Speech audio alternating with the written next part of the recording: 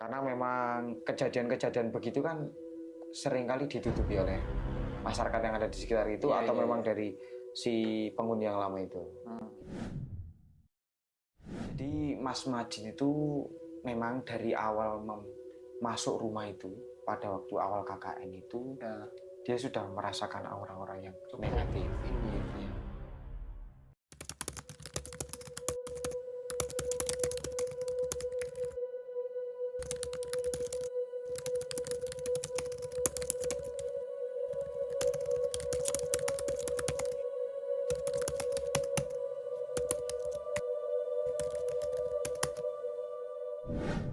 Halo semuanya, selamat datang di video kami. Saya Samidi. Selamat datang di Para Prajurit Kisah, karena selalu ada hikmah di balik setiap kisah. Malam hari ini bersama Cak Miko, seperti biasanya, dia akan membawakan sebuah kisah. Penasaran dengan kisahnya? Langsung simak video kali ini.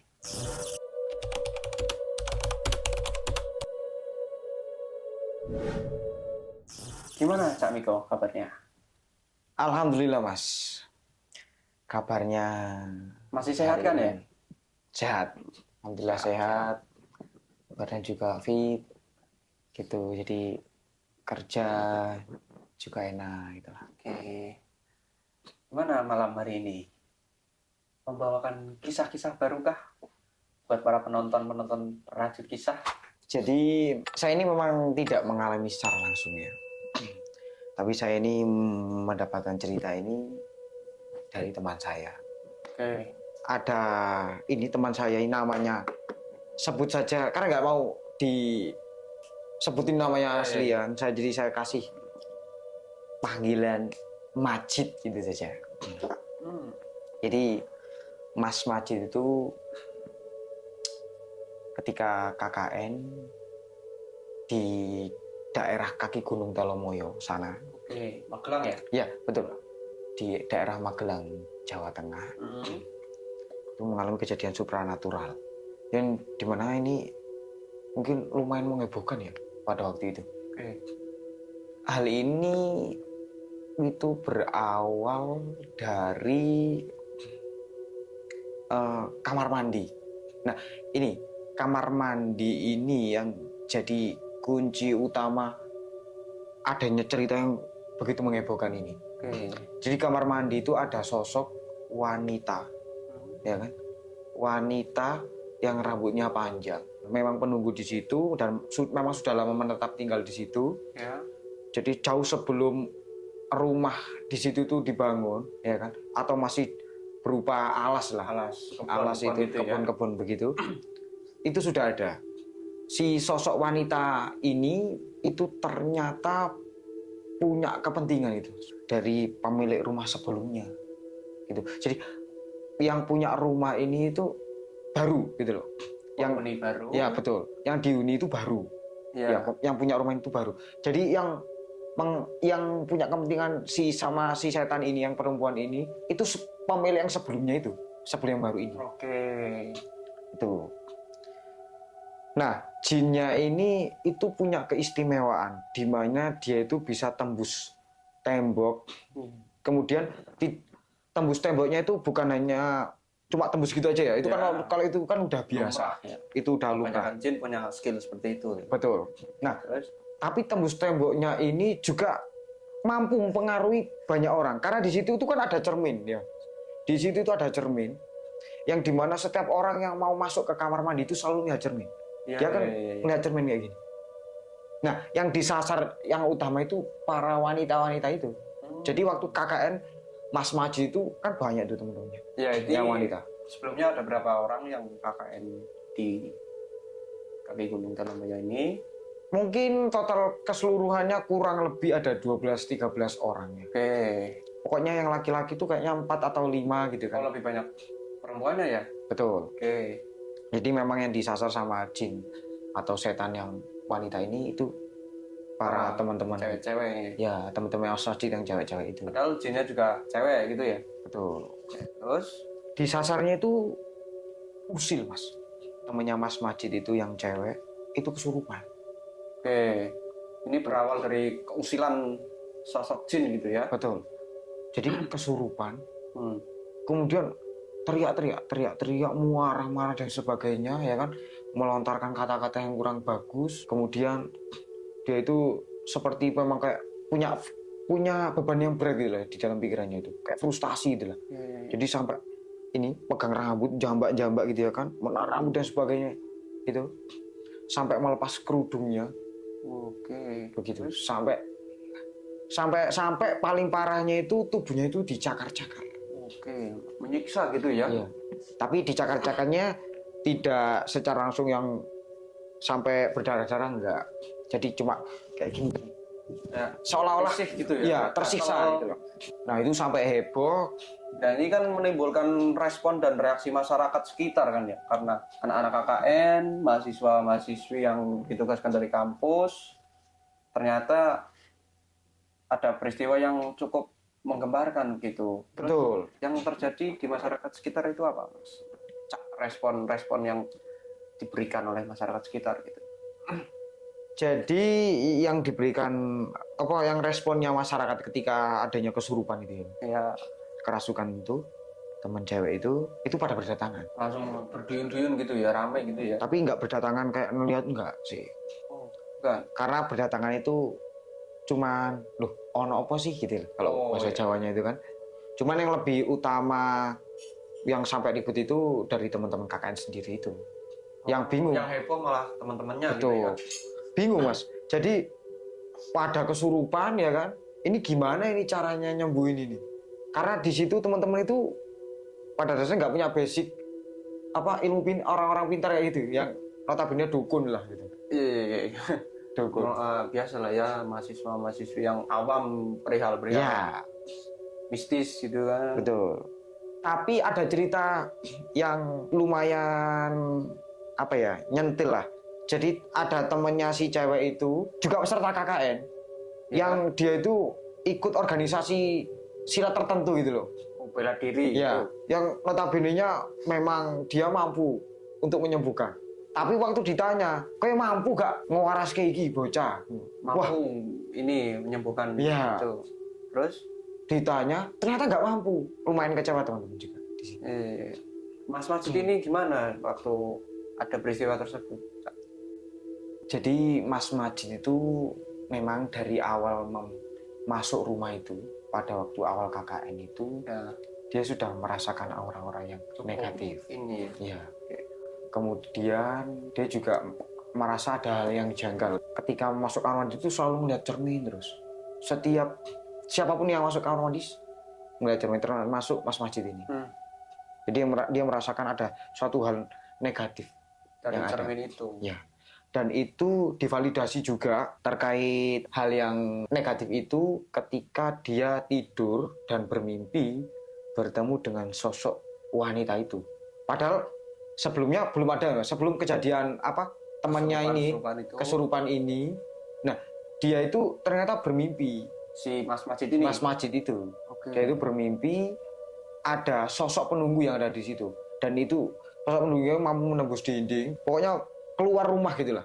Karena gini, pintu itu kan di sebelah sini, tapi sosok wanita ini tembus di sebelah sini, gitu. Jadi di sini tuh kayak ada pintu goib. Portal. Ya, mungkin gitu, portal gitu ya kan, bisa dibilang portal.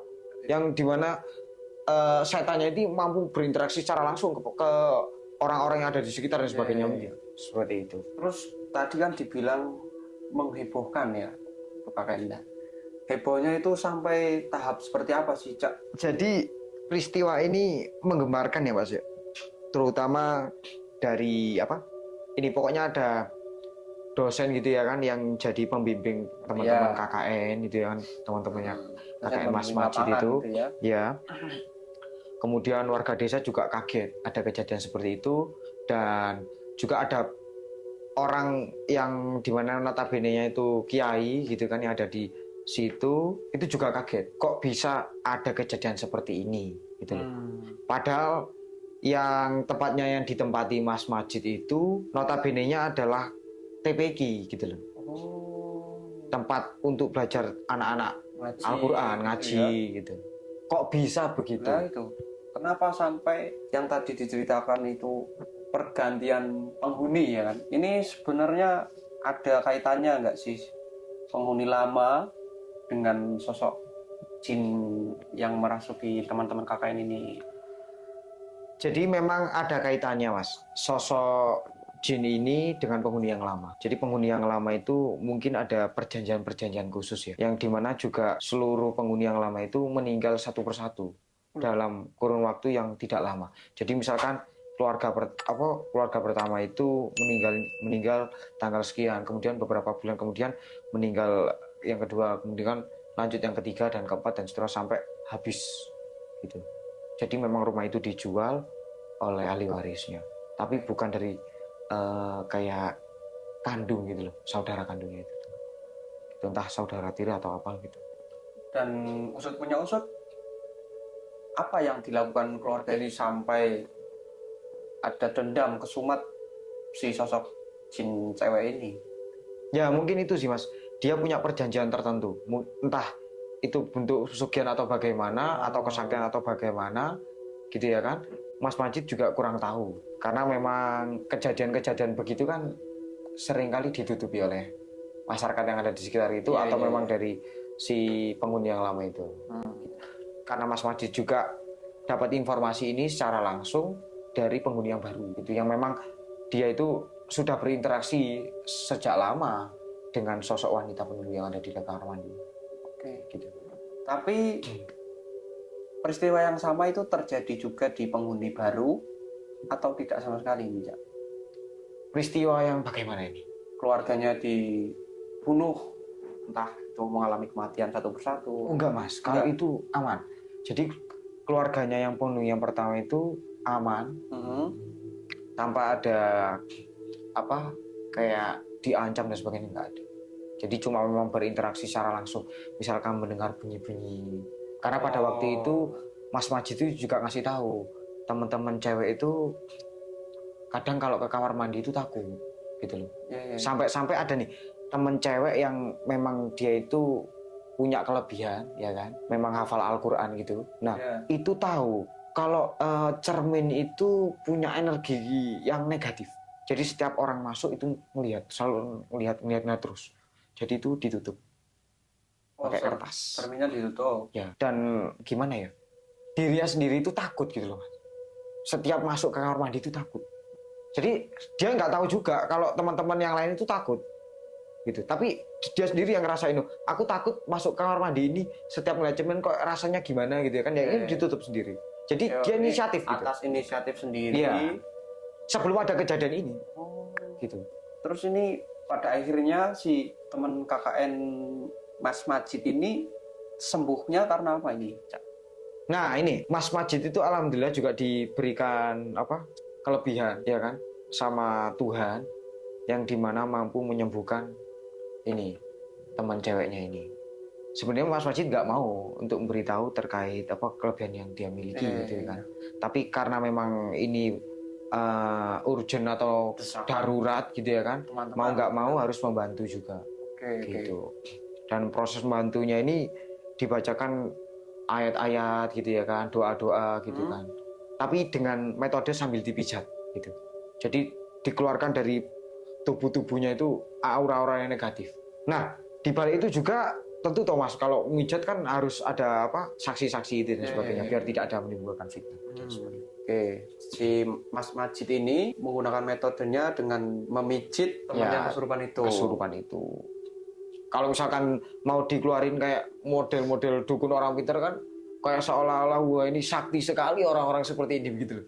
Anggapannya kan begitu kan. Dan itu berarti tidak ada kayak solusi dari masyarakat sekitar kah atau apa gitu kan? Ini diselesaikan oleh internal mereka sendiri. Betul. Kejadian ini tuh diselesaikan secara internal gitu, terutama dari Mas Majid sendiri. Setelah kejadian kesurupan itu, Mas Majid melakukan ini Mas, jadi dia memutari rumah sambil membawa garam. Jadi rumahnya itu dipagari gitu kan. Dipagari doa dan sebagainya itulah. Biar tidak terjadi hal-hal yang tidak diinginkan. Tapi kejadian ini juga yang memantik dari orang-orang pintar yang ada di situ ya kan. Pak Kiai yang tadi itu ya kan. Untuk membantu gitu loh Mas, membantu teman-teman yang KKN. KKN-nya Mas Majid itu agar tidak diganggu oleh hal-hal yang supranatural ini. Sosok wanita itu kan juga nggak hanya mengganggu satu orang ini aja, tapi hampir keseluruhan Seluruh ini tim teman-teman. KKN ya. Ya, teman-teman KKN-nya Mas Oke, Majid oke. itu. Terus ketika sudah disembuhkan oleh Mas Majid ini, apakah sampai KKN selesai masih ada peristiwa kesurupan-kesurupan lagi atau tidak ada sama sekali gitu? Alhamdulillahnya Hmm. Mas Majid menceritakan setelah kasih pagar itu rumahnya Ya, itu ya, ya. sudah tidak terjadi kesurupan lagi gitu loh. Jadi sampai teman-teman pulang, teman-teman Mas Majid pulang itu aman gitu. Tapi kenapa ya? Emang masyarakat kita itu seolah-olah emang punya aji-aji mumpung terkait pemageran dari roh-roh spiritual itu dengan menggunakan garam. Kenapa mesti garam? Enggak. Apa tidak bisa digunakan bahan-bahan dapur lain, misalkan ketumbar lah? Iya, atau- benar. Itu Ini kan menarik sebenarnya sih, ya. menarik kan? Ya, Kenapa betul, harus betul. garam? Ada ular garam, ada ini garam. iya, betul. Kan kehidupan ini sudah terlalu asin gitu ya. Kenapa harus digaramin lagi? Ya? Betul. Mungkin karena pada waktu itu kan memang paling banyak itu kan paling murah juga garam gitu. Oke. Kalau pakai gula kan juga terlalu mahal ya kan. Iya. Mungkin 1 kilo bisa 16.000. Tapi kalau garam kan beli di warung 2.000 udah cukup ya kan. Iya. Gitu. Iya sih. Cuman ini kan peristiwanya terjadi di kaki Gunung Telemoyo. Masyarakat sekitar juga petani kan. Kenapa Betul. tidak menggunakan cabai? Betul sih. Iya, kan roh halus. Katakanlah Iya, tabur iya. cabai, Iya. cabai panas, Benar. terus ya kan? Kenapa harus garam gitu? Jadi memang apa ya Mas ya? Kalau misalkan nyari lombok gitu kan, itu kan bahaya toh Mas. Jadi mau kita pakai apa berambang bawang aja mata kita perih gitu, apalagi pakai lombok. Jadi ya perlu dipertimbangkan. Kalau misalkan pakai garam kan aman. Iya. Kita juga nggak perih mata nih gitu kan. Mata nih nggak perih. Kemudian kalau pakai gula ya Mahal, misalkan mahal. Kemudian kalau misalkan lupa tidak kan. Lah ya itu digigit semut. Eman, ya? Lah iya. Udah eman malah Nah. mendatangkan semut-semut ya kan? Jadi kan memang pakai garam. Alternatifnya emang paling aman garam Betul. gitu ya. Toh juga apa orang-orang dulu kan juga memang menggunakan garam rata-rata gitu. Tapi sebenarnya si sosok jin ini merasuki satu orang tok apa banyak orang lain gitu di tim KKN Mas Majid ini? Memang cuman satu orang aja sih. Satu orang. Yang di waktu KKN itu cuma satu orang aja. Heeh. Namanya Mas Majid itu. Kenapa itu hanya satu orang ini? Apakah ada ketertarikan khusus dari sosok misterius jin ini atau karena si cewek ini mungkin ya pada umumnya pikiran lagi kosong terus nggak kemana-mana jadi kosong dimasuki sosok-sosok halus gitu apa gimana? Biasanya memang sosok-sosok jin itu katanya Mas Majid itu memasuki ya atau jadi sampai kesurupan itu berawal dari kosongnya pikiran atau enggak gitu banyak beban pikiran yang dimana mungkin lupa dengan Tuhan. Oke. Jadi dikala itu jin juga punya celah untuk memasuki tubuh manusia Iya. atau berinteraksi secara langsung.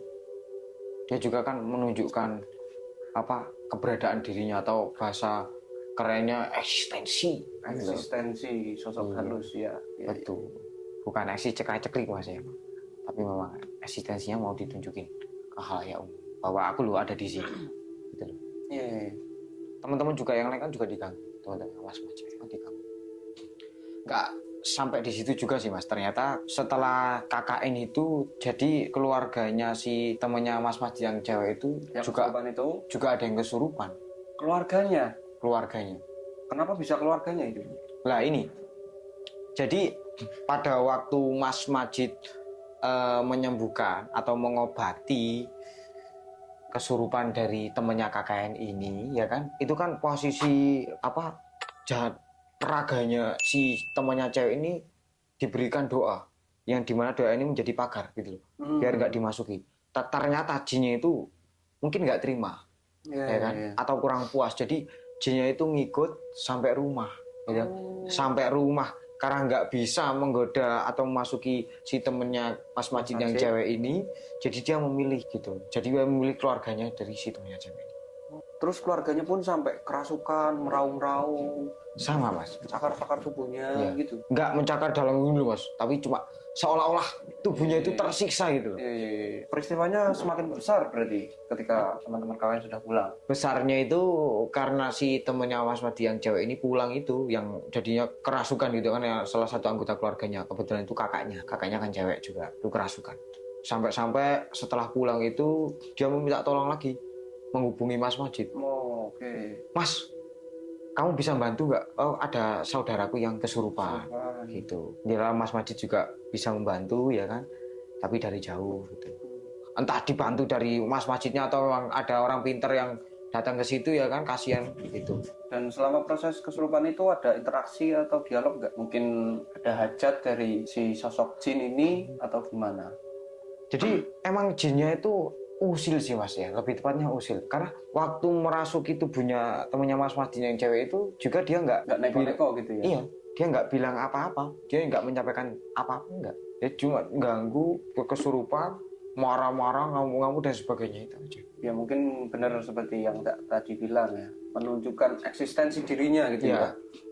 Oke. Tapi memang Mas Majid juga ngasih tahu bahwa di daerah kaki Gunung Telomoyo yang ditempati dia KKN ini dan teman-temannya yang tadi itu memang lumayan angker Mas.